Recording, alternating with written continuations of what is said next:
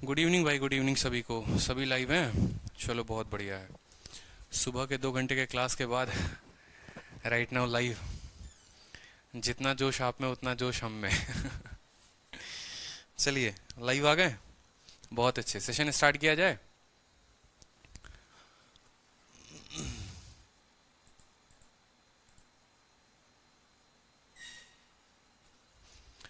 देखिए, तो एलिगेशन में हम लोगों ने काफ़ी अच्छे अच्छे टाइप्स कवर कर लिए थे, बहुत प्यारे प्यारे टाइप्स थे। ठीक है, अगर हम बात करेंगे यहाँ पर तो एवरेज स्पीड में चल रहे थे, टाइम स्पीड डिस्टेंस के क्वेश्चंस को हम कर रहे थे।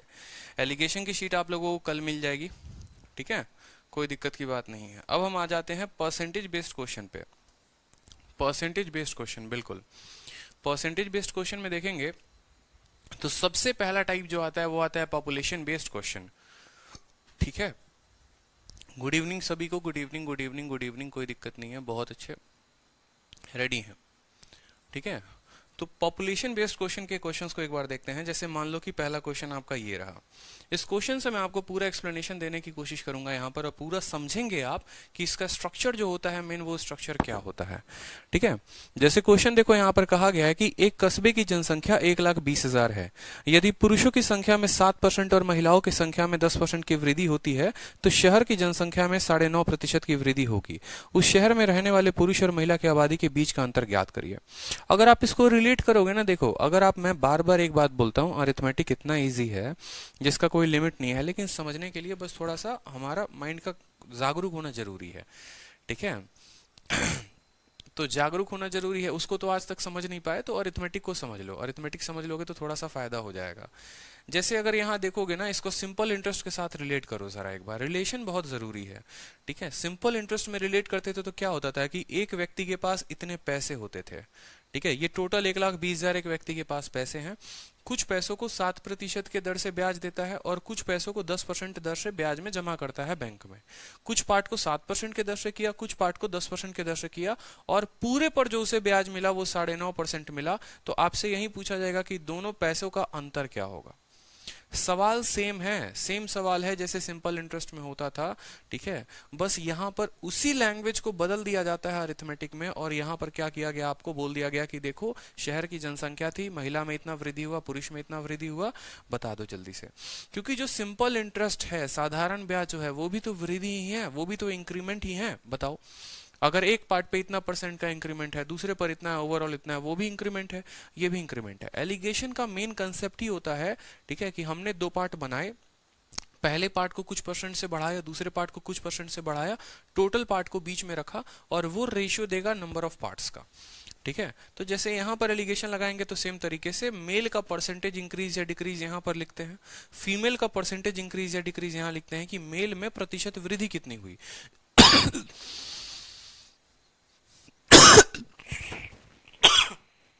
Sorry, sorry. यहां पर कभी भी एलिगेशन में हम कोई भी चीज रखते हैं तो उसका हम रेस्पेक्ट लिखते हैं कि ये किसकी तुलना में है। एग्जाम्पल के तौर पर मेल कितना परसेंट बढ़ा, तो ये लिखते हैं मेल अपॉन टोटल पॉपुलेशन, या मेल अपने पॉपुलेशन से कितना परसेंट का इंक्रीमेंट हुआ। यहाँ फीमेल का पॉपुलेशन का इंक्रीमेंट, यहाँ टोटल पॉपुलेशन का।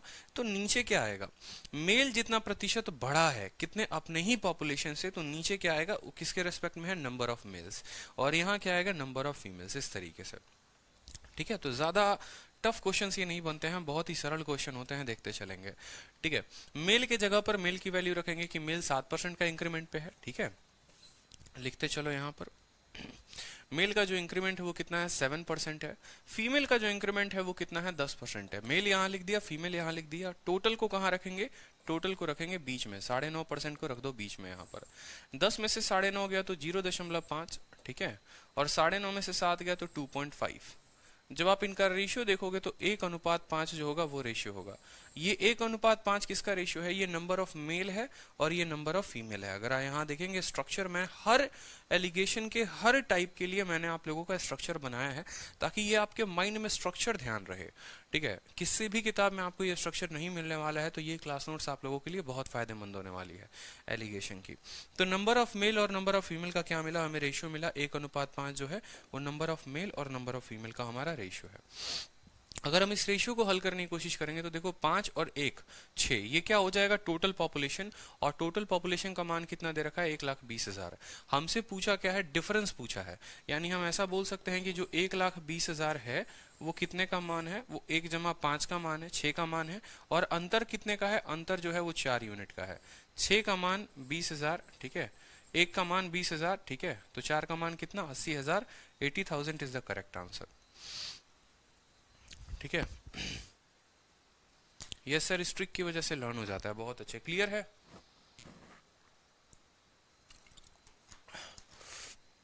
कल के दिन यहाँ नंबर ऑफ मेल पूछेगा तो number of male 20,000, number of female पूछेगा 1,00,000, ठीक है, और दोनों का अंतर कितना 80,000। नेक्स्ट क्वेश्चन देखिए, चलिए नेक्स्ट क्वेश्चन में कहा गया किसी शहर की जनसंख्या 15,000 है, मेल की संख्या को आप 10% कम करते हैं, फीमेल की जनसंख्या को 5% बढ़ाते हैं, तो पॉपुलेशन जो है वो 600 से बढ़ जाता है।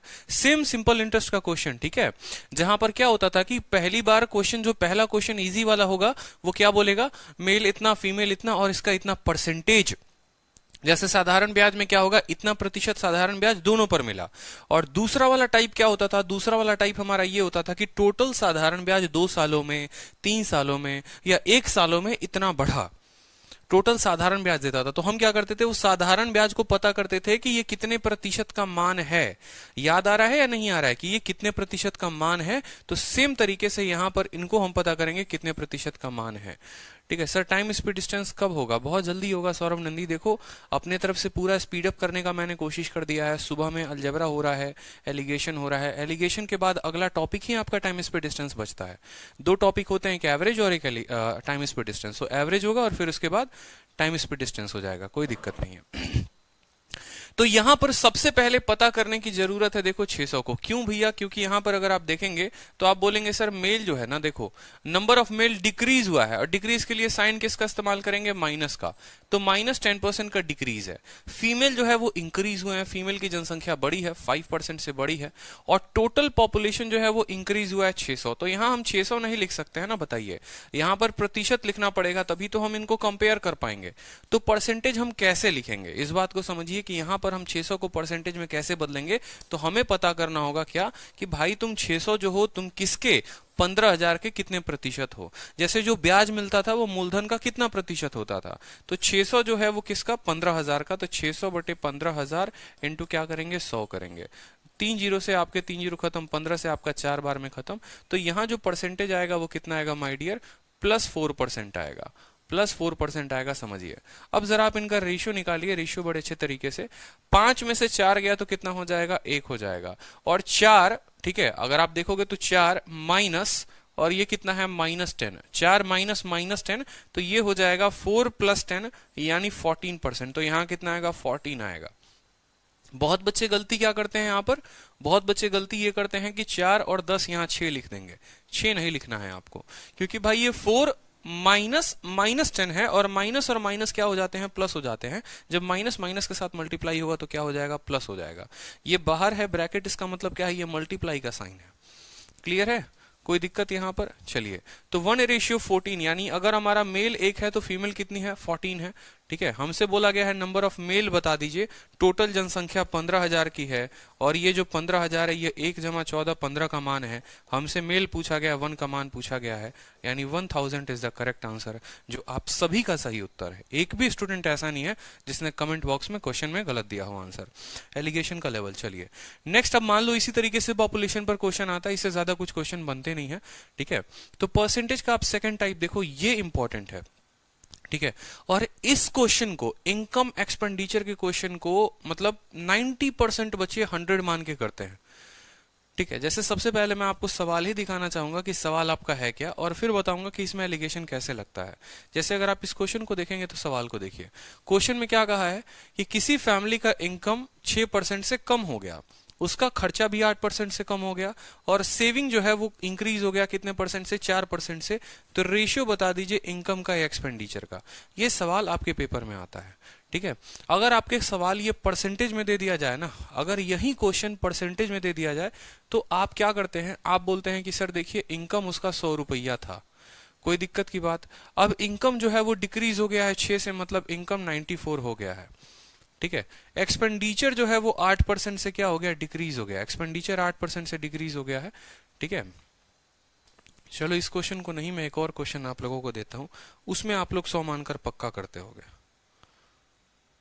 ठीक है।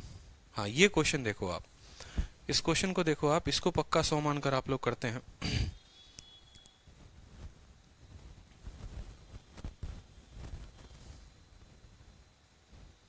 ठीक है, जैसे ये सवाल देखिए आप लोग कि राघव जो है 80% अपने इनकम का खर्च करता है, अगर हम उसके इनकम को 12% से बढ़ा दें और सेविंग को 10% से कम कर दें तो परसेंटेज इंक्रीज इन एक्सपेंडिचर क्या होगा।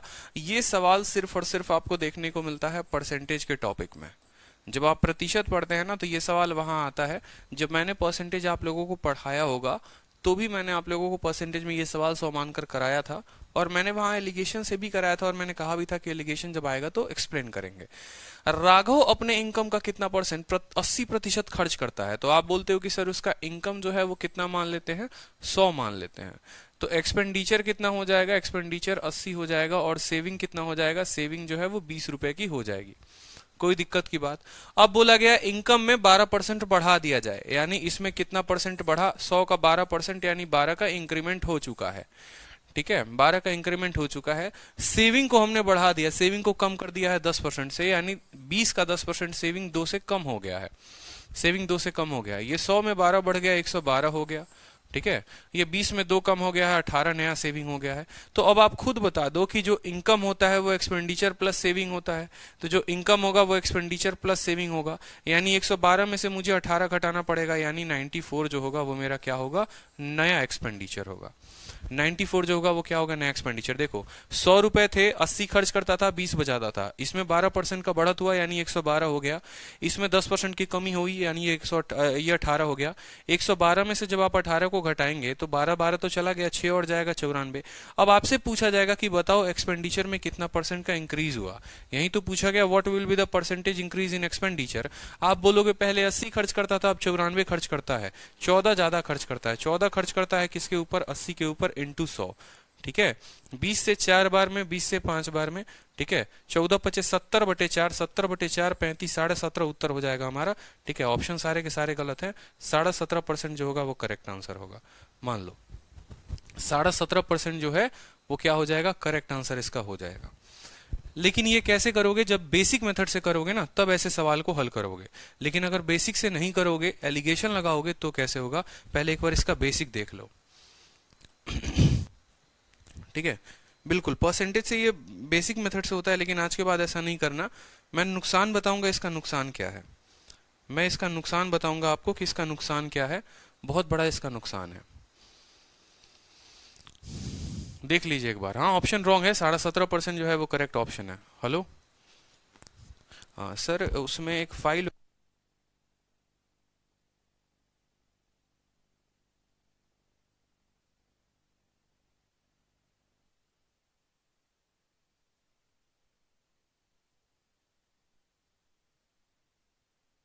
आप लोग 1 मिनट वेट करेंगे, फाइल मंगा रहा हूं मैं। हेलो,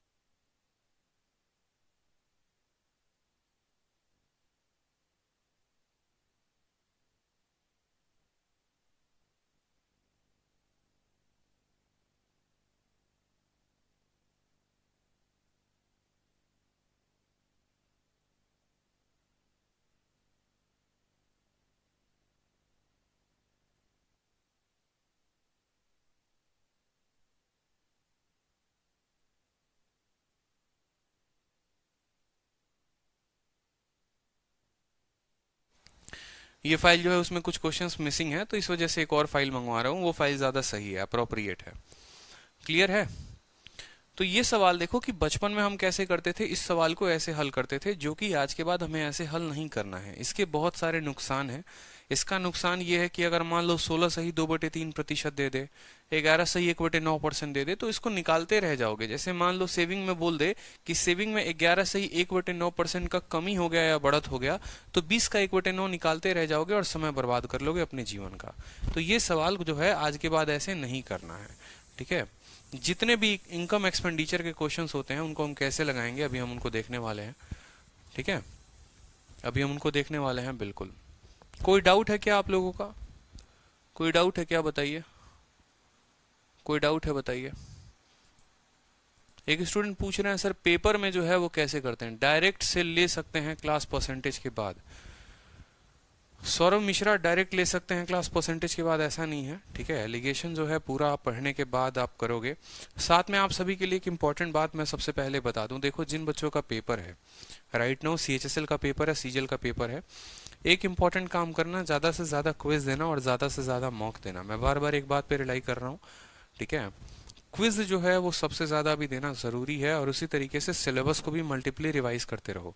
जितने क्वेश्चंस मैंने कराए हैं ना, और जितना मैंने नोट्स आप लोगों को दिया है, जो भी क्लास नोट्स मैंने दिए हैं, जितने भी चैप्टर्स के दिए हैं, उन सभी क्लास नोट्स को बस एक बार रिवाइज करो। इसी वजह से मैं आप लोगों को बार बार एक बात बोलता था, ठीक है, कि एग्जाम के वक्त में आपकी ये वीडियो काम नहीं आने वाली है, ठीक है। एग्जाम के वक्त में आपके दो ही चीजें काम आएंगी, एक तो आपका शीट काम आएगा और एक आपका क्लास नोट्स काम आएगा। एग्जामिनेशन हॉल के बाहर भी बैठे होगे ना, अगर कोई क्वेश्चन पता चला कि अरे पेपर में ये वाला टाइप पूछा, ऑन द स्पॉट अपने फोन में क्लास नोट्स को डाउनलोड करके और वहीं पर वो टाइप को देख सकते हो कि उसको हल कैसे किया जाता है। तो ये फायदेमंद आपके लिए हो जाएगा सिचुएशन, इस बात को ध्यान रखो। तो अगर अच्छे नंबर लेकर आने हैं तो करना एक ही काम है कि जितने टॉपिक मैंने पढ़ाए हैं सभी को रिवाइज करते चलो, सभी को रिवाइज करते चलो। क्लास नोट्स को बस रिवाइज करो, मैथ में और कुछ मत करो। जितना मैंने पढ़ाया, अपने जो क्लास नोट्स आपने खुद के बनाए हैं उनको रिवाइज करिए, या जो क्लास नोट्स मैंने आपको दिया हुआ है आप उसको रिवाइज करिए, ठीक है। 16 को एयरफोर्स से क्या करूं भाई, ठीक है, तो इसके लिए तो कुछ करिए मत, बस जितनी रिवीजन हो सकता है उतना ज्यादा करिए। सर कर दिया मेल, हेलो, करिए सर जल्दी, ठीक है। और करंट अफेयर जो है ना, करंट अफेयर लास्ट के अक्टूबर मंथ से लेकर इस महीने के फरवरी या मार्च तक खत्म करिए, फरवरी या मार्च तक खत्म करिए। क्लियर है? बताइए। मैथ्स की पूरी तैयारी नहीं हुई है, मैथ्स की पूरी तैयारी नहीं हुई है भाई, तो देखो इसमें गलती किसकी है। पूरे साल आप सोते रहेंगे और पूरे साल सोने के बाद आप सोचेंगे कि जो हम मैथ्स की तैयारी कर लें, तो ऐसा संभव नहीं है। अब देखो जनरली क्या होता है कि इनकम एक्सपेंडिचर क्वेश्चंस को हम हल कैसे करते हैं, सेम तरीके से समझना। जो आपका इनकम है वो इनकम कैसे बना है, इनकम दो चीजों से मिलकर बना है। इनकम जो है एक एक्सपेंडिचर और दूसरा सेविंग से मिलकर बना है। मतलब अगर आपका 100 रुपए का इनकम है तो वो इनकम बराबर होगा, मान लो 80 रुपए खर्च किए और 20 रुपए जमा किए, 70 रुपए खर्च किए 30 रुपए जमा किए। मतलब इनकम जो होता है वो हमेशा क्या होता है, इनकम जो होता है वो हमेशा दो चीजों पर डिपेंड करता है, सेविंग पर और दूसरा किस पर, एक्सपेंडिचर पर, ठीक है। सेविंग पर और दूसरा कितना, एक्सपेंडिचर पर। तो अगर हम इसको एलिगेशन के सेटअप में फिट करने की कोशिश करें कि यहां पर ये क्या इसके सेटअप में फिट हो पाएगा, तो हम यहां पर देखते हैं कि देखो जो एक्सपेंडिचर है, जो इनकम है, वो हमेशा बीच में रहेगा। जैसे total number of student male, ठीक है, total number of student male student female student, total population male population female population. उसी तरीके से ये क्या हो गया, टोटल इनकम। हमेशा एलिगेशन का नियम है कि जो मेन पार्ट है, जो फिक्स है, जिसके दो ब्रांचेस निकले हुए हैं, तो जो मेन पार्ट है वो हमेशा बीच में रहेगा और इसके दो ब्रांचेस होंगे, एक एक्सपेंडिचर वाला ब्रांच होगा और दूसरा सेविंग वाला होगा। लेकिन हमें यह बात हमेशा से पता है कि एलिगेशन में कभी भी यहां पर हम डेटा को नहीं रखते हैं, यहां पर वो वैल्यू रखते हैं जो किसी के रेस्पेक्ट में होता है, किसी के तुलना में होता है, ठीक है।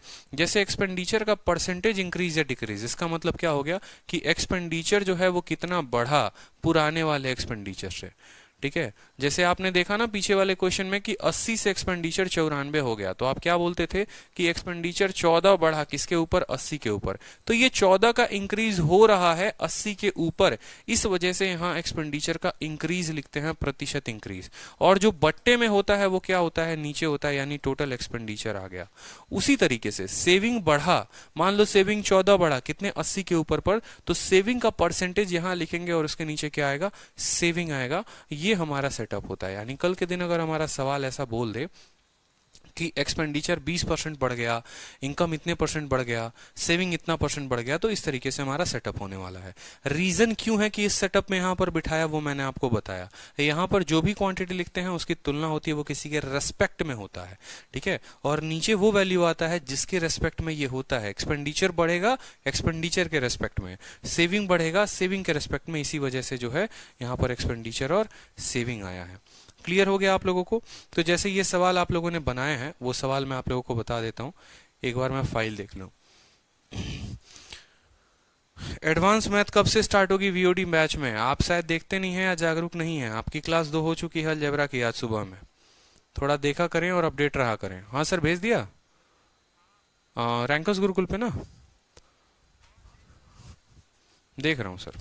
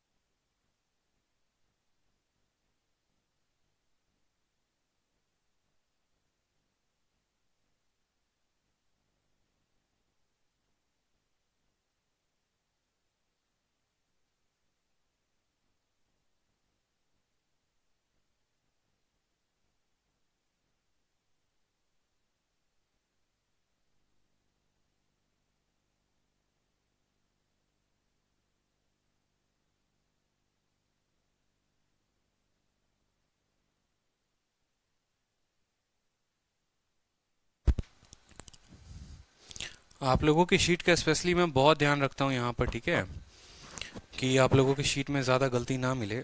बहुत ज़्यादा मेरा इस चीज़ को लेकर फोकस रहता है, ठीक है, क्योंकि मैं 2 बार 3 बार 4 बार जितना कंटेंट बना हुआ है उन सभी कंटेंट को देखता हूँ कि यहाँ पर कितनी गलतियाँ आई हैं, उनको सुधारना है, कैसे सुधारना है, इस तरीके से करके। तो इस वजह से दोबारा दूसरी फाइल बनवाई थी आप लोगों के लिए वो दूसरी फाइल ये रही, ठीक है, और इसका जो पीएमडी है वो आप लोगों को मिल जाएगा बहुत जल्द। तो पॉपुलेशन बेस्ड क्वेश्चन हम लोगों ने कर लिया, इनकम एक्सपेंडिचर हमारा यहाँ से शुरू हो गया, ठीक है, बहुत शानदार। चलिए तो क्वेश्चन में यहाँ पर देखते हैं, सबसे पहला क्वेश्चन हमारे सामने है। क्वेश्चन में हमसे कहा गया है the income of a family decreases by 6%, ठीक है, and expenditure decreases by 8% and its saving increases by 4%, ratio of income and expenditure to that family. इसका उत्तर बता दीजिए, इसका उत्तर बता दीजिए जल्दी से कि यदि एक परिवार की आय में 6% की कमी हो जाती है, व्यय में 8% की कमी हो जाती है, उसकी बचत में 4% की वृद्धि हो जाती है, उस परिवार की आय और व्यय का अनुपात ज्ञात करिए। मुझे लगता है स्ट्रक्चर आप लोगों को समझ में आ गया है, डेटा कहाँ पर रखना है आपको ये भी अच्छे से पता है। तो अब जो है डेटा रखिए यहाँ पर और बाकी आप उत्तर दीजिए। देखिए आपने कहा सर इनकम जो है वो डिक्रीज हुआ है 6%, इनकम को कहाँ रखते हैं माय डियर बताइए, इनकम को बीच में रखते हैं, 6% की कमी हो गई। एक्सपेंडिचर डिक्रीज हुआ है 8% से, एक्सपेंडिचर को कहाँ रखते हैं, यहाँ पर रखते हैं, एक्सपेंडिचर 8% से डिक्रीज हो गया।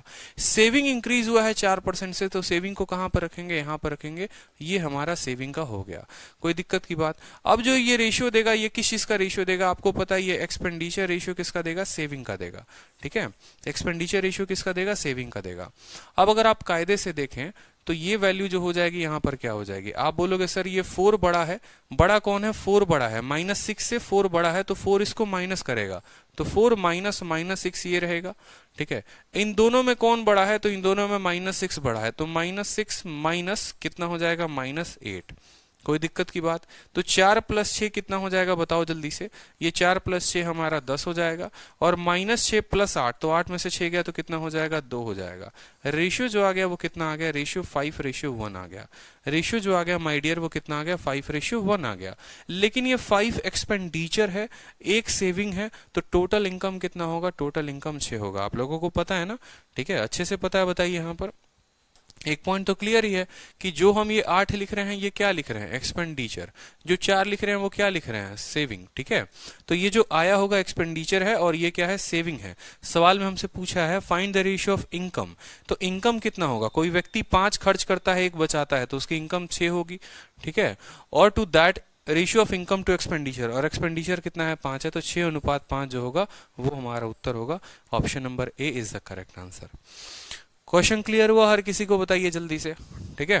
तो ये सवाल, आपको एक और बात हम बता दें, ये सवाल की फ्रीक्वेंसी इतनी है कि अगर आप पेपर इस बार देने जा रहे हैं तो इस मेथड को जरूर ध्यान रख के जाइए। हर शिफ्ट में कम से कम एक सवाल जो है इसके ऊपर था, ऑल्टरनेट शिफ्ट में आज आया, फिर 2 दिन बाद आया, फिर 3 दिन बाद आया, इस तरीके से करके ये सवाल बड़ा प्यारा होता है। जिसको सही मेथड पता है वो सेकंडों में उत्तर निकाल देगा, और जिसको सही मेथड नहीं पता है वो 100 और 20 और 40 मानकर करते रहेगा, वो सवाल बनेगा नहीं यहाँ पर, ठीक है। चलो नेक्स्ट देखो यहां पर सेम तरीके से कि राघव जो है अपने इनकम का 80% खर्च करता है। ये वाला सवाल आ गया जिसको मैंने 100 से बताया था आप लोगों को, और इसी सवाल को अभी कुछ देर पहले 100 से बताया था। अब इसी सवाल को हम क्या करेंगे, इसी सवाल को हम एलिगेशन से बनाएंगे, और कैसे बनाएंगे समझेंगे। हमसे सेम तरीके से एलिगेशन पे फिट करना है, और अभी मैंने आप लोगों को 100 पर ये बताया था। तो अगर आप देखेंगे एलिगेशन पे फिट करिए इसको, तो कैसे बनाएंगे आप, यहाँ पर आपसे कहा गया है कि अब उसका इनकम 12% से बढ़ गया। इनकम कितना बढ़ गया, 12% से, तो इनकम के जगह यहां लिखिए कि ये 12% से बढ़ चुका है, ठीक है। सेविंग डिक्रीज हुआ है, तो सेविंग के जगह पर क्या रखेंगे, यहां पर सेविंग डिक्रीज हुआ है 10% से। हमसे पूछा गया what will be the percentage increase in expenditure, मतलब ये वाला मान हमसे पूछा गया है कि x% जो है ये +X% से बढ़ रहा है, इस x का मान क्या होगा। उसके अलावा और कोई डेटा दिया है तो बिल्कुल दिया है कि राघव अपने इनकम का 80% खर्च करता है। 80% खर्च करने का मतलब क्या हो गया कि वो जो है 80% की वैल्यू अगर आप देखोगे तो 80% 4/5 के बराबर होता है। यानी अगर उसकी इनकम 5 है तो उसमें वो 4 खर्च कर रहा है, तो बचा कितना रहा है, 1। तो खर्च के नीचे कितना लिखेंगे, 4, और बचत के नीचे कितना लिखेंगे, 1। क्या यहां तक ये सेटअप क्लियर है आप लोगों के माइंड में या नहीं है, मुझे ये कमेंट बॉक्स में भी उत्तर दीजिए, ठीक है। बड़ा सिंपल सा, बड़ा सरल सवाल है यहाँ पर, ठीक है। मैंने कहा था ना शीट मैंने अपडेट करवाई है, देखो इसके आंसर सही हैं, और यहाँ पर ये बकायदा लिखा भी हुआ है सीजीएल मेंस 11 सितंबर 2019, लेकिन जो दूसरी वाली पीडीएफ थी उसमें नहीं लिखा हुआ था, तो ये पूरा का पूरा अपडेट करवाया हुआ है, ठीक है। यहां पर देखो 10% की कमी आई सेविंग में, इनकम 12% से बढ़ गया, एक्सपेंडिचर कितना से बढ़ाएंगे, और यहां क्या होगा, रेशियो देगा। मतलब इस सवाल के पूछने के 2 तरीके होते हैं, और वो दोनों टाइप मैंने आप लोगों के शीट में डलवा दिए हैं। पहला टाइप होता है ये जहां पर इन तीनों का दे दे और रेशियो निकलवा दे। दूसरा टाइप होगा कि रेशियो देकर ये 2 टाइप दे देंगे, एक तीसरा पूछ लेगा।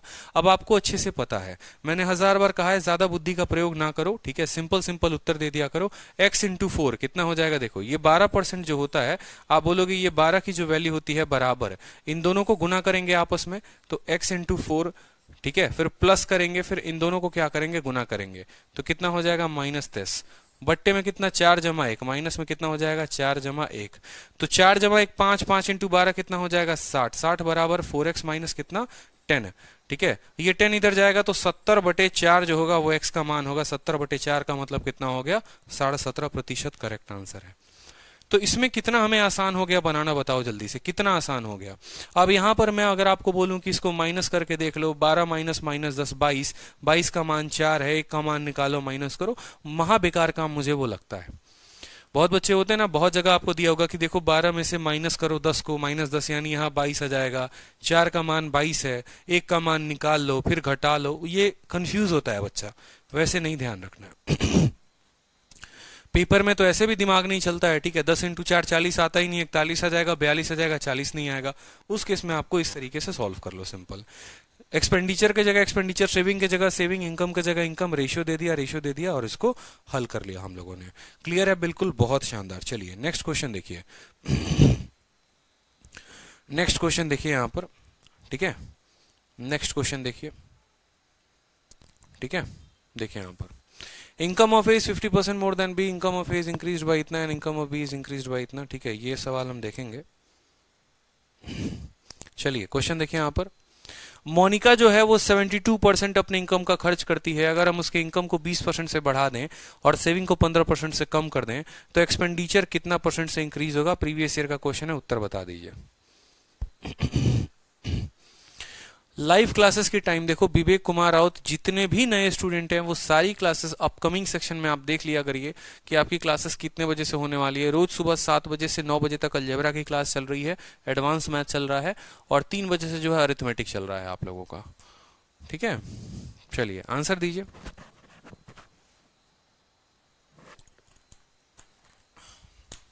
आंसर दीजिए, चलिए जल्दी से आंसर दीजिए।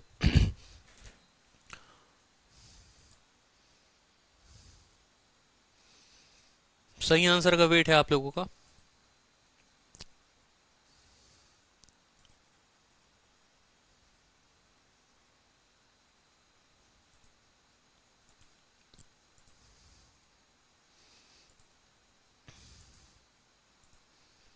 सेम स्ट्रक्चर है, पिछला वाला ही स्ट्रक्चर है, कुछ इसमें करना नहीं है, कुछ भी नहीं करना, सिंपल है, आंसर दे सकते हैं, ठीक है। बस वहां राघव था, यहां मोनिका है।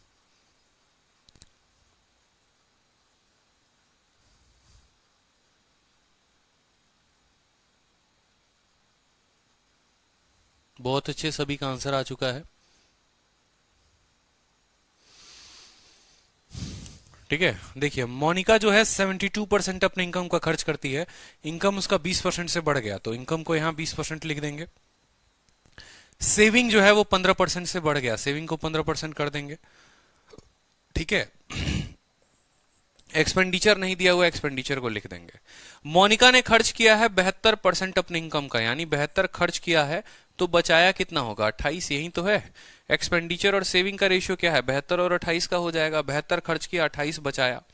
अगर आप इसको 4 से काटोगे तो 4 से कितनी बार में कटेगा? 18 बार में। और 4 से काटोगे तो कितनी बार में कटेगा? 7 बार में। यानी ये रेशियो कितना हो गया? 18:7 का हो गया।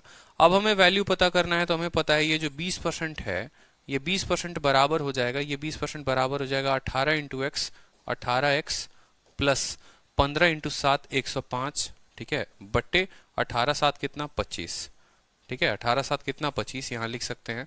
जो 20 बराबर है इतने के, 25 इंटू 2 500, 500 में से 105 चला गया, 395 बचा। 395 बटे 18 बराबर किसकी वैल्यू आ जाएगी? x की आ जाएगी। आप इसको कैलकुलेट कर लो। अगर कैलकुलेट करोगे तो 18 इंटू 2 कितना हो जाएगा? 36, फिर 35 हो जाएगा, मतलब 18 21 पॉइंट समथिंग होगा हमारा, ठीक है। 21.9% is the correct answer, option number C, ठीक है। बड़ा आसान है, यहां पर एक्सपेंडिचर, सेविंग, इनकम, रेशियो लिख दिया और आसानी से हमने इसको हल कर लिया। मेंस का क्वेश्चन था ये भाई, ठीक है। चलिए अब जो क्वेश्चन हम देखते हैं, थोड़ा सा हम एवरेज और मिसलेनियस के क्वेश्चन देखते हैं कि परसेंटेज के कुछ ऐसे क्वेश्चन जो मिसलेनियस हैं। मतलब परसेंटेज का एक टाइप आपने देखा पॉपुलेशन के ऊपर, एक टाइप आपने देखा इनकम एक्सपेंडिचर के ऊपर। अब जो आप तीसरा टाइप देखने जाएंगे, वो तीसरा टाइप आप क्या देखने जाएंगे? तीसरा टाइप आप देखेंगे कि प्रतिशत के मिसलेनियस सवाल, और उनमें हम एलिगेशन कैसे लगा सकते हैं। इनका ना कोई सिर होगा ना कोई पैर होगा, तो ऐसा नहीं कहेंगे कि इनकम यहां लिखेंगे, सेविंग यहां लिखेंगे, टोटल यहां लिखेंगे। इसमें जो है थोड़ी सी बुद्धि का प्रयोग करना पड़ेगा, वो मैं आप लोगों को बताऊंगा, ठीक है। 20.8 होगा, बहुत अच्छे। किसने कहा 20.8 होगा? डिवाइड करना आपको नहीं आता है? डिवाइड करना नहीं आता है, जो आप यहाँ पर डिवाइड भी नहीं कर पा रहे हो, बताओ जल्दी से। 18 का 2 गुना 36 हो गया, यहाँ बच गया 3, 35। मुझे पता है कि 18 का फिर 2 गुना 36 होता है, लेकिन ये 36 से कम है, यानी 21 point something is the correct answer. 20.8 कहां से हो जाएगा? सही से भाग किया करिए, ठीक है। चलिए नेक्स्ट क्वेश्चन देखिए यहाँ पर। अब जैसे ये वाले मिसलेनियस प्रश्न हो गए, ठीक है, ये सवाल जो है आपने प्रतिशत में पढ़ा होगा, लेकिन हम इसको एलिगेशन से भी लगा सकते हैं। सवाल कैसा है कि दो तरह के सिक्के हैं किसी बक्से में। एक बक्सा होगा ऐसा, ठीक है, उसमें क्या होगा, कुछ 25 पैसे के सिक्के होंगे, कुछ 50 पैसे के सिक्के होंगे। जब आप टोटल पैसे बताएंगे किसी को तो बोलेंगे 42 रुपए है, और टोटल सिक्कों की संख्या।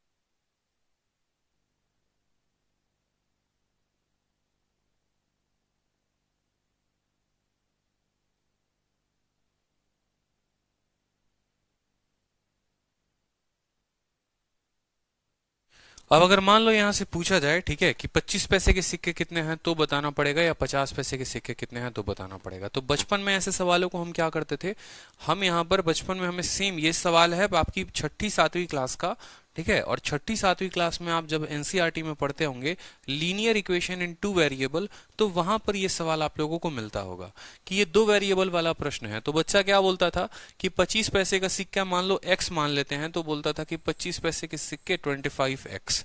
50 पैसे के सिक्कों को मान लेते हैं 50y, 50y, यानी 25 पैसे का अगर एक सिक्का है तो 25 रुपया, 25 पैसे का अगर 10 सिक्का है तो आपका 2.5 रुपए, मान लो यहाँ पर 2.5 रुपए हो गया, और 50 पैसे के 10 सिक्के हैं 5 रुपए हो गए। इस तरीके से ये टोटल क्या होता था, टोटल रुपए के बराबर हो जाता था। किसके बराबर, टोटल जो है ये 42 के बराबर। साथ में आपको ये भी पता है कि दोनों सिक्के का जो जोड़ है वो कितना है, 120 है, यानी x प्लस वाई बराबर कितना हो जाता है, x प्लस वाई बराबर 120 हो जाता है। इसके x सिक्के, इसके y सिक्के, दोनों सिक्कों का जोड़ 120, ठीक है। 25 पैसे के x सिक्के, 50 पैसे के y सिक्के जब इनको गुणा करेंगे तो ये 42 रुपए के बराबर आएगा। बचपन में यही कहानी करते थे, अगर कुछ याद होगा तो। अब यहाँ पर क्या करते थे, किसी एक इक्वेशन को बराबर करेंगे। यहाँ 25x है तो इसको भी 25x बना देते थे। कहने का मतलब क्या हो गया, इसको भी 25 के साथ गुना कर दीजिए। तो जब आप इसको 25 के साथ गुना करेंगे तो ये 25x हो जाएगा, ये 25y हो जाएगा। अब घटाओगे तो 25x से 25x खत्म, 50y से 25y खत्म, तो कितना हो जाएगा, 25y, ठीक है। फिर 42 में से आप घटाओगे 42 माइनस 120 इंटू 25, और ये कहानी चलते रहेगी, y का वैल्यू निकलेगा। ये बहुत गंदा इस तरीके से बनते जाता है। ये बचपन में हम ऐसा किया करते थे जब हमें एलिगेशन का पता नहीं होता था, बट अब हमें एलिगेशन का पता है, ठीक है। अगर आप प्रतिशत में बात करोगे तो एलिगेशन कहाँ कहाँ लगता है आप देखो। जैसे आपका एक ये सवाल दे दिया जाएगा, कुछ गेंदे लाल हैं, कुछ गेंदे हरी हैं, टोटल गेंदे इतनी हैं। कुछ 25 पैसे के सिक्के हैं, कुछ 50 पैसे के सिक्के हैं, टोटल सिक्के इतने हैं। कुछ 2 पैर वाले जानवर हैं, कुछ 4 पैर वाले जानवर हैं। अगर हम सिरों को काउंट करें उनके, याद करो पिजन और रैबिट वाला क्वेश्चन, कि अगर हम उनके सिर को काउंट करें तो इतने होंगे, लेग्स को काउंट करेंगे तो इतने होंगे। बता दो पिजन कितना है, रैबिट कितना है। तो ये सारा सवाल जो है वो सारे के सारे बनते हैं एलिगेशन से। कैसे, आपको कहा गया है दो तरह के सिक्के हैं, 25 पैसे का सिक्का है, 50 पैसे का सिक्का है। टोटल पैसा बक्से में देखोगे तो मिलेगा 142 42 मिलेगा, ठीक है। और क्वाइन की बात करेंगे तो टोटल क्वाइन जो होगा वो 120 होगा। हमसे नंबर ऑफ 25 पैसा पूछा गया है।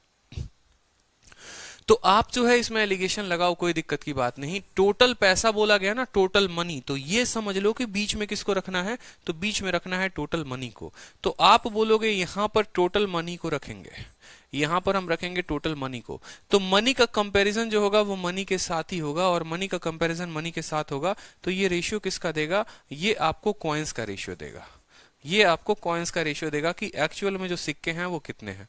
मेरी बात को समझिए बड़े ध्यान से, मनी का कंपैरिजन मनी के साथ करना है, ये टोटल पैसा है, ठीक है। अब एक पल के लिए मान लीजिए कि आपके पास जो ये 120 सिक्के हैं, ये 120 के 120 मान लो, ये पूरे के पूरे जितने भी सिक्के हैं वो सारे के सारे 25 पैसे के हैं, वो सारे के सारे 25 पैसे के हैं। तो इनका रुपए में मान कितना होगा, तो 25 इंटू 120 बटे कितना कर देंगे, 100, ठीक है। 100 से क्यों भाग करेंगे, ताकि ये रुपए में कन्वर्ट हो जाए, ठीक है।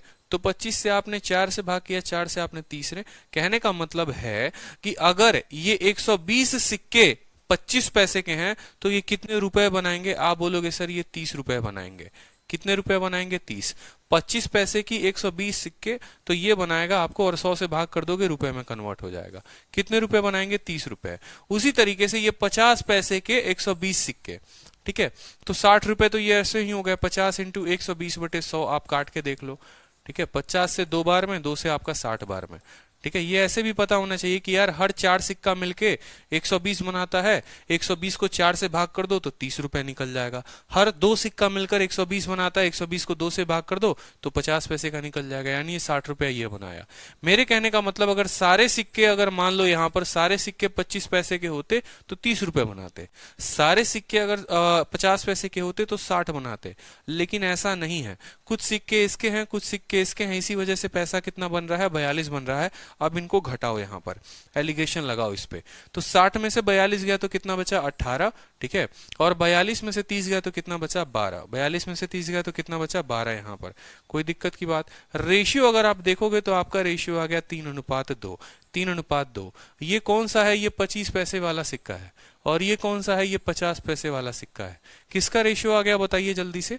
आपका जो रेशियो आ गया वो सिक्कों का संख्या का रेशियो आ गया कि 25 पैसे वाले 3 सिक्के हैं और 50 पैसे वाले 2 सिक्के। टोटल सिक्के है कितने, तो आप बोलोगे सर टोटल जो कॉइन है वो 120 है, ठीक है। तो आप बोल सकते हो ये जो 120 कॉइन है ये कितने का मान है, 3 और 2 5 का मान है। हमें कितने का मान निकालना है, 25 पैसे का निकालना है। 25 पैसे वाले की 3 कॉइन है, इसको 3 से भाग करो, 5 से काटोगे तो 24 बार में, 24 इंटू 3 72 उत्तर हो जाएगा आपका कि 72 कॉइन जो थे वो इतने थे। अल्टीमेट अगर हम बात करें सिक्कों में एलिगेशन कैसे लगाते हैं, तो जितने भी कॉइन होंगे उसको मल्टीप्लाई कर देना, 25 पैसे की वैल्यू आ जाएगी। जितने भी कॉइन होंगे मल्टीप्लाई कर देना, 50 पैसे की आ जाएगी। ये आपका टोटल अमाउंट हो जाएगा, और रेशियो निकालोगे तो ये कॉइन्स का रेशियो देगा, ठीक है। क्लियर है, बहुत शानदार। चलो इसी के ऊपर एक और कॉइन्स का एक और क्वेश्चन देखिए, चलिए यहाँ पर एक और कॉइन का क्वेश्चन देखिए, ठीक है। कि 2 तरह के कॉइन है किसी बक्से में, 25 पैसे का है, 50 पैसे का है। टोटल पैसा देखोगे बक्सा में तो 36 रुपए है, ठीक है। नंबर ऑफ कॉइन जो है वो कितना है, 90 है, ठीक है। अगर नंबर ऑफ कॉइन को हम इंटरचेंज कर दे तो टोटल मनी क्या होगा। अब ये थोड़ा अच्छा सवाल पूछा जाता है, बट कोई दिक्कत की बात नहीं। सूरज कुमार कह रहे हैं सर मेरा 2022 में सीजीएल एग्जाम देना है मुझे, सर इस बैच के नोट्स से हो जाएगा और 24 मई वाली बैच लेनी होगी सर। सूरज कुमार 100 इस बैच से हो जाएगा, आपको अलग से बैच लेने की जरूरत नहीं है, कंप्लीट है, कोई दिक्कत की बात नहीं है। आप आराम से पढ़ते चलिए, जितना हमने पढ़ाया है बेसिक से पढ़ते चलिए, ठीक है। आराम से कंप्लीट होगा, कोई दिक्कत की जरूरत नहीं है, ठीक है। कोई परेशानी की बात नहीं है, आराम से कंप्लीट हो जाएगा, ठीक है। दोनों बैचेस सेम है, कोई दिक्कत नहीं है, कोई परेशानी नहीं है, दोनों नेट सेम है, ठीक है। चलो हर्षिता राजपूत, अगर क्लासेस को नोटिफिकेशन नहीं मिलते हैं तो आपको एक एप्लीकेशन दिया गया है आरजीत विक्रमजीत नाम का, और वहां पर अपकमिंग क्लासेस आपको पता है। आप अपकमिंग क्लासेस देख लिया करिए कि आपकी अगली क्लास कितने बजे होने वाली है, तो आप वहां से भी देख सकते हैं। इतना आलसी मत बनिए कि जब नोटिफिकेशन आएगा तभी हम जाएंगे वीडियो देखने। अपकमिंग क्लासेस से जागरूक रहिए अभी पेपर के टाइम पे कम से कम। अब टोटल सिक्के जो है वो कितने हैं, टोटल कॉइन जो है वो 90 हैं, ठीक है। अगर 90 कॉइन है 25 पैसों के, अगर 90 कॉइन है 25 पैसों के, तो 90 को 4 से भाग कर दो। क्यों, हर 25 पैसे का 4 सिक्का मिलकर 1 रुपया बनाता है। मेरी बात को समझना, 4 सिक्का मिलकर 1 रुपया बनाता है, तो 90 सिक्का मिलकर कितना बनाएगा, तो 90 को क्या करना, 90 को 4 से भाग कर देना। 90 को 4 से भाग करोगे 45/2 कितना आ जाएगा, 22.5 आ जाएगा, ठीक है। कोई दिक्कत की बात यहां पर। अब ये 90 के 90 सिक्के जो हैं, अगर मान लो 50 पैसे के होते हैं तो ये रुपया कितना बनाते, तो 90 का आधा यानी 45 रुपए यहां पर ये बनाते हैं। कोई दिक्कत की बात। लेकिन टोटल रुपया जो बना है वो कितना बना है, 36 बना है, तो टोटल रुपए को यहां पर लिख देंगे हम 36। अब हम रेशियो देखते हैं, तो 36 और 9 ये 45 हो गया, यहां पर 9 आ गया। कोई दिक्कत की बात यहाँ पर, ठीक है। यहाँ पर देखोगे तो ये 13.5 है, 22 में 13.5 जोड़ दो तो 36 आ जाएगा। रेशियो हमें मिल गया है। अगर यहाँ डेसिमल है तो इसको 90 बना दो और इसको बना दो 135, कोई दिक्कत की बात यहाँ पर, ठीक है। 45 का 2 गुना है और ये 45 का 3 गुना है। जो रेशियो आ गया माय डियर वो कितना आ गया, 2:3 आ गया। जो रेशियो आ गया वो कितना आ गया, 2:3 आ गया। कोई दिक्कत की बात कि भाई 25 पैसे के 2 सिक्के हैं, 50 पैसे के 3 सिक्के हैं। सवाल में हमसे कहा गया है कि अगर हम सिक्के की संख्या को बदल दें तो हमसे टोटल मनी जो पूछा गया है वो क्या होगा। तो आप बोलेंगे उस केस में जो टोटल मनी होगा बराबर 25 पैसे के, ठीक है। अब यहां पर सिक्के देख लो एक बार, ये सिक्के हैं कितने, ठीक है। 2 सिक्के इसके, 3 सिक्के इसके, 5, यही 5 किसके बराबर है, यही 5 90 के बराबर है। तो 5 अगर 90 के बराबर तो 1 18 के बराबर, यानी यहाँ पर टोटल 36 सिक्के हैं और इसके टोटल 54 सिक्के हैं। यहाँ पर किसी को कोई दिक्कत है, कोई कष्ट है बताओ कि यही 5 यूनिट 90 के बराबर, प्रत्येक यूनिट 18 के बराबर, 2 यूनिट 36 के बराबर, 3 यूनिट 54 के बराबर। सवाल में हमसे कहा गया है कि भैया आपको टोटल मनी बताना है, कब, जब हम सिक्के की संख्या को बदल देंगे। यानी अब 25 पैसे वाले सिक्के जो है वो 36 नहीं 54 होंगे, तो 25 इंटू 54 बटे क्या कर दो, 100 कर दो यहाँ पर, कोई दिक्कत की बात। प्लस 50 पैसे के सिक्के अब 36 होंगे, तो 50 इंटू 36 बटे कितना हो जाएगा, 100। क्यों 100 से भाग कर रहे हैं, ये भी पैसा में आएगा, ये भी पैसा में आएगा, रुपए में भाग करने के लिए क्या कर रहे हैं, हाँ बिल्कुल ये क्लास लाइव है, ठीक है। हमने इसको भाग कर दिया। 25 से आप काटो तो 4 बार में कटेगा, 4 से काटोगे 54, 27, 27 का आधा कितना हो जाएगा बताओ जल्दी से, 13.5। तो 13.5 रुपए यहां से मिल गए और यहाँ 36 का आधा 18 मिल गया। 18 10 28, 28 3 31, 31.5 रुपए आपके हो गए। 31.5 इज द करेक्ट आंसर, ठीक है। सिंपल क्वेश्चन था। अगर सारे पैसे 25 पैसे के होंगे तो 22.5 रुपए बनाएंगे, सारे सिक्के 50 पैसे के होंगे 45 बनाएंगे, टोटल पैसा 36 बना है। सिक्कों का अनुपात 2:3 आ गया। यही 5 सिक्के, यही 5 यूनिट मिलकर 90 बनाते हैं, प्रत्येक यूनिट 18 बनाता है, यानी 25 पैसे के 36 सिक्के हैं, 50 पैसे के 54 सिक्के हैं। अब हमसे कहा कि जो अब हमसे कहा, ठीक है, अब हमसे कहा क्या है, हमसे कहा कि हम सिक्के की संख्या को बदल दें। यानी पहले क्या होता था कि 25 पैसे के हमारे पास 36 सिक्के होते थे, ठीक है, तो ये अलग ही रुपया पैसा बनाता था, ठीक है।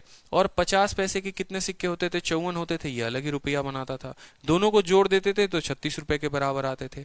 लेकिन अब कहानी क्या है, अब कहा है नहीं, 25 पैसे के आपको 54 सिक्के लेने हैं, तो 25 पैसे के 54 सिक्का लिया आपने, ठीक है। 36 पैसे के कितने सिक्के लेने हैं, 50 पैसे के 36 सिक्के लेने हैं, तो 50 पैसे के 36 सिक्के लिए आपने, ठीक है। और रुपए में कन्वर्ट करने के लिए आपने क्या किया, दोनों को 100 से भाग कर दिया। 13.5 रुपए इससे मिले, 18 रुपए इससे मिले, टोटल 31.5 रुपए मिले। क्लियर हुआ, बताइए। यहां तक तो क्लियर ही है, सिक्के की संख्या कैसे निकालते हैं ये तो क्लियर ही है। बस अब क्या करना, पैसे बदल कर लिख देना है, ठीक है। बताइए जल्दी से, सभी को क्लियर है, ठीक है। नेक्स्ट क्वेश्चन देखिए, चलिए नेक्स्ट क्वेश्चन, ठीक है। नेक्स्ट क्वेश्चन देखिए, थोड़ा अच्छा सवाल है मिसलेनियस का परसेंटेज का। This is a good question. इस क्वेश्चन को करने के पहले आप जो है ये क्वेश्चन कर लीजिए तो ज्यादा सही रहेगा। ये सवाल करिए, एक कंपनी में अंडर ग्रेजुएट और ग्रेजुएट दोनों तरह के एम्प्लॉय हैं, ठीक है। मतलब कोई ग्रेजुएशन कर चुका है और किसी ने ग्रेजुएशन नहीं किया हुआ है, ठीक है। दोनों तरह के एम्प्लॉय हैं। जो एवरेज सैलरी है हर ग्रेजुएट एम्प्लॉय का, उसको 16,550 रुपए दिया जाता है, और जो अंडर ग्रेजुएट एम्प्लॉय है उसको 11,950 दिया जाता है। टोटल सैलरी अगर हम बात करें औसतन, जैसे मेरे कंपनी हो गई, मेरे कंपनी में 2 तरह के वर्कर हैं, एक औसत कमाने वाले ग्रेजुएट वर्कर हैं और एक अनग्रेजुएट वर्कर है, मान लो अंडर ग्रेजुएट है, दोनों कमाने वाले हैं। मैंने कहा मान लो कुछ लोग हैं जो इतना कमाते हैं, कुछ लोग जो है इतना कमाते हैं, और हम जब टोटल देखेंगे कि कंपनी में औसतन जो है वो कितना गया, तो वो जो है यहाँ पर इतना रुपया गया हुआ है, ठीक है।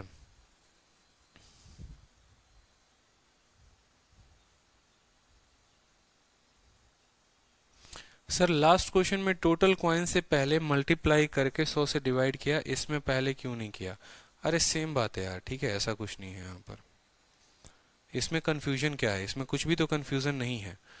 या तो आप देखो इसमें ये कर सकते हो, अगर आप ऐसा नहीं करना चाहते, आप 54 जो है, मान लो 54 सिक्के हैं तो 54/4 कर दो आप लोग, ठीक है। 100 से भाग करने की जरूरत ही नहीं पड़ेगी।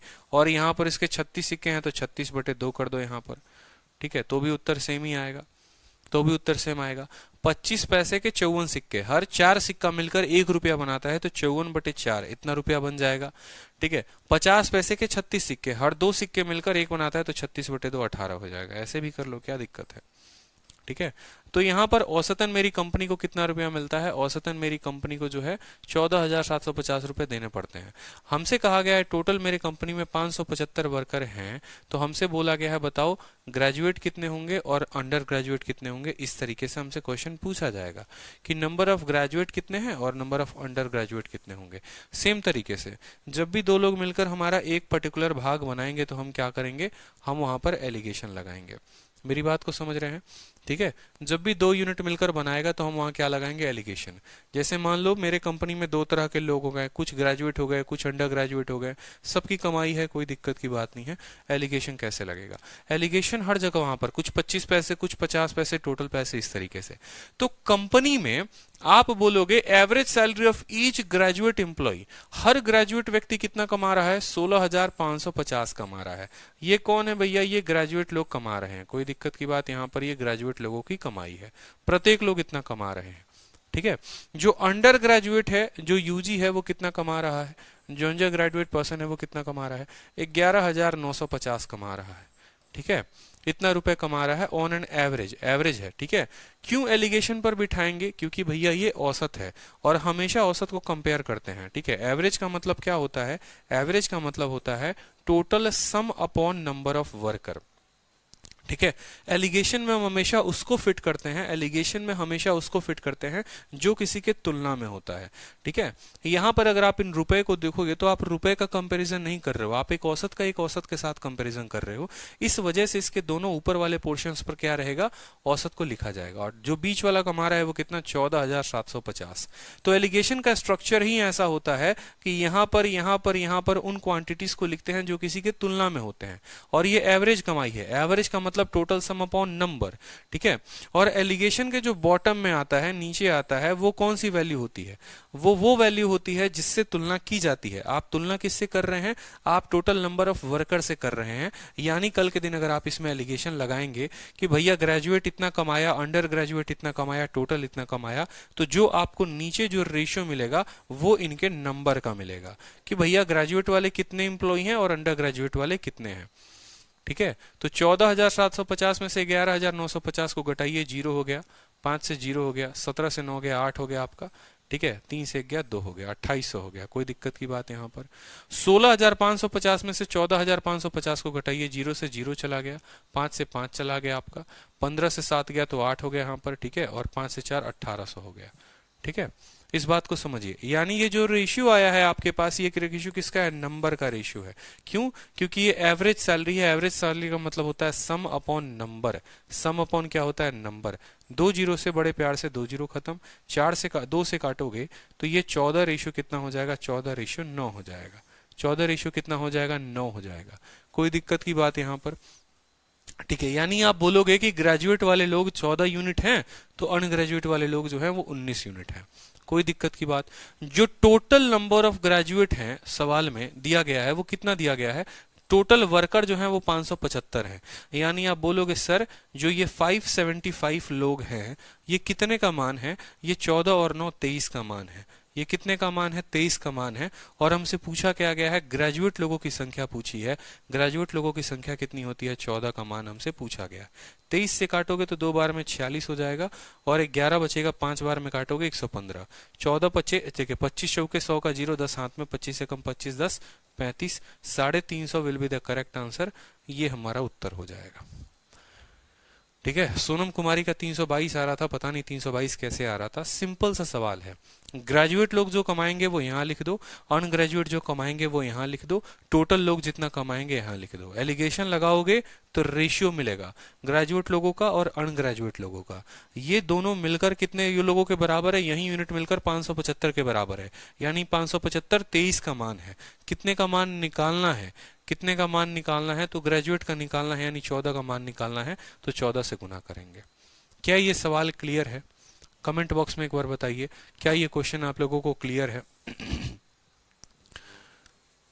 ठीक है। 350 ही आएगा बिल्कुल। क्या ये सवाल क्लियर है आप लोगों को, ठीक है। ऑल क्लियर बताइए।